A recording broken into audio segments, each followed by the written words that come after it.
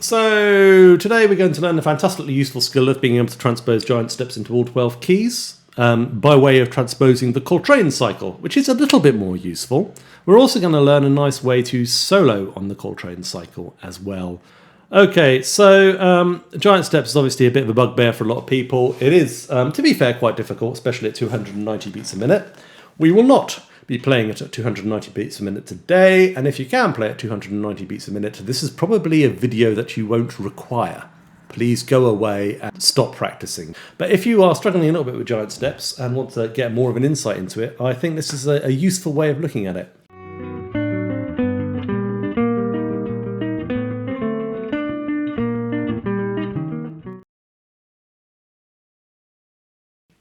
So if we look at a chart for giant steps, we're going to see lots of chords jumping around, aren't we? We're going to see like, oh, there's a B major 7th there. Oh, there's a D7 there. Oh, there's a G major there. Oh, there's a B flat 7 there. Oh, there's an E flat. What happens next? Oh, it's some sort of 2-5, and then it does a whole bunch of other chords. Okay, right. So let's step back from it. And let's have a listen to Mr. Paul Chambers.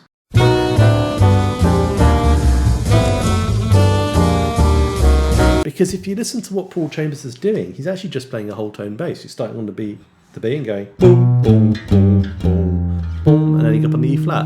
There goes a 2-5, boom, boom, and he repeats the whole process from G. Boom, boom, boom, boom, boom. Now Barry Harris is really into the whole tone scale. He used to have a little exercise. I can sing the whole tone scale. I mean, I can't really, but you know, that was my best attempt. So the whole tone scale is kind of really useful. And if we want to get Coltrane cycle, all we have to do is go alternate major, minor. Major, minor, major, minor, major. Okay, great. We could do the same thing from G. Major, minor, major, minor, major. Obviously, we probably won't be playing bar chords when we play our terribly fancy jazz guitar. We'll be playing something nicer. So you can do it in 7th chords if you want, or 6th chords. Let's do it in 6th chords. So we'll go major 6th, minor 6th, with the major 6th in it. Even though it's called a minor 6th chord, it's got a major 6th in it. Look, I don't make these things up.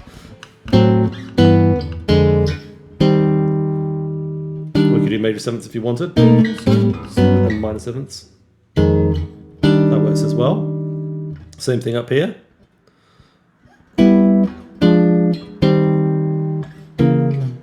Okay, now we know the pattern, we can transpose this to any key. Let's do it in F sharp. We'll do 7th chords. We end up on B flat. Let's do it in, I don't know, D major.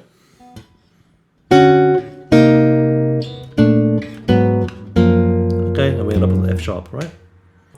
26-2 by Coltrane also, funnily enough, is a tune that starts on F. So we can get that. Cool. Or the bridge of Have You Met Miss Jones? So we get our 2-5. Starting on B flat. So a bit slow that one. And then we have something else, which I'll talk about in a second. But that's the Coltrane cycle. It's just, it always goes that way, yeah? It's not the whole of giant steps. We'll talk about finishing off the rest of the giant steps so you can transpose it into all 12 keys and feel like a right clever spod. But for now, I will just use this as the basis for writing melodies. And if you look at the head for 26-2, oh, it's all triads. So, F major triad. Well, that's a like E flat or D sharp minor triad, isn't it? So, that's a D flat triad. That's 2 notes out of the B triad. Oh yeah, okay, so he's thinking about it that way, isn't he, for that tune? So that means you can use that as a way of soloing through the Coltrane cycle. Let's go back to giant steps.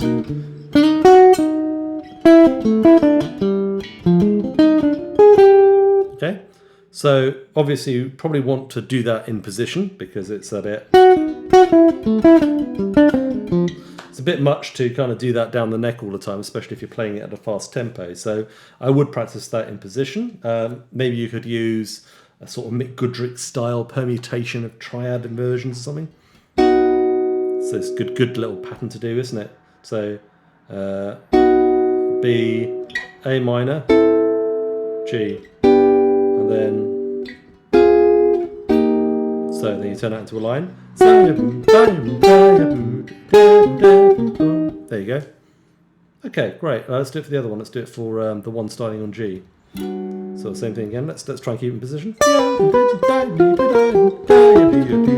It's not quite technically in position, but I'm sort of staying around the same part of the neck. I'm not really a positional player. I mean, maybe some other people in the viewing audience might be more into doing it like strictly with all the right fingers and everything. And I applaud you if you're that kind of person. But it keeps my hands in the same part of the neck.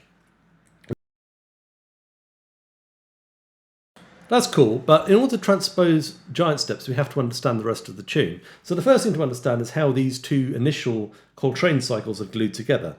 So we go, and then we get this 2-5. How do you remember that? And then boom. Okay, and then we get the rest of it. So what I do is, because I can't really deal with any intervals larger than a step, basically I'm musically not very clever. So what I do is, you know, I go E flat, well, that's a 2-5, A minor 7, D7, but like Barry Harris taught me that the A minor 7 is just a suspension of the D7, the 2 is just a suspension of the 5. That's got a lot of S's in it, that sentence, doesn't it? The 2 is just a suspension of the 5. There you go. That's as clear as it's going to be from me today. That's useful because the D is just a half step below the E flat. So if I take it rather literally and go sus 7, which I think sounds also quite nice, then we're in a position to go to the 5 and continue the cycle. You might want to start doing it in position as well. And as it turns out, that same relationship going down from the B to the B flat, so that's up to the E flat, back to the G, and then to the return to B major there, and then back to E flat. So it takes us all the way through the rest of the tune. And then to get us back into the top of the tune, we go down a whole step and we get the minor again. So that means we can in fact transpose giant steps to all 12 keys. We'll transpose it to D major, why not? Okay, so D. Alternating, down a half step, sus. Okay, now we're on B flat. Back to D. 4. 2, 3, 4. 2, 3, 4. 2, 3, 4, and then down a whole step to the E minor, setting up again.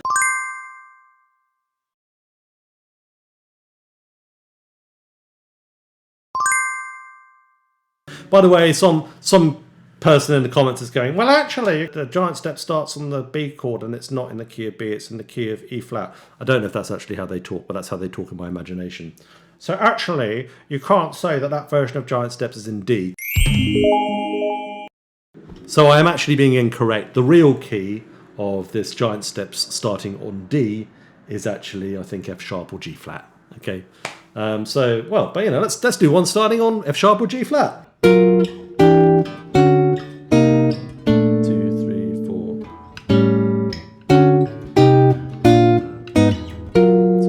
4.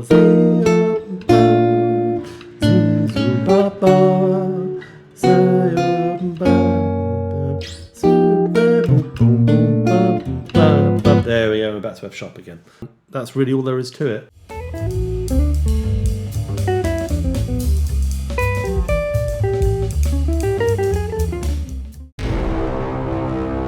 The thing about this triad thing, though, is it makes it possible to sing over the Coltrane changes. It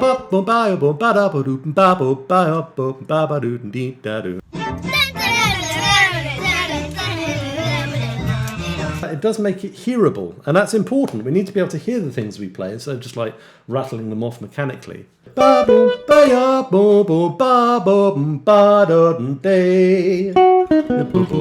that. That might be a really good thing, just simply singing the triads to get you into hearing it and really inhabiting that chord progression.